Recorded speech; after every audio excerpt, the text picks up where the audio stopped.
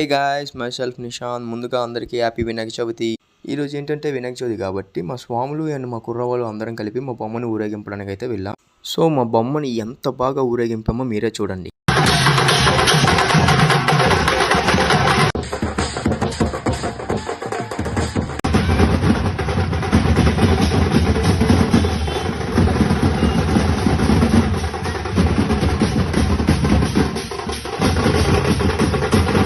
So guys, మా బొమ్మని ఇంత బాగా ఊరేగింపి మా పందిరిలో అయితే పెట్టేస్తాం. సో పందిరిలో పెట్టేశాక ఫైనల్ లుక్ ఎలా ఉందో మీరే చూసాయండి.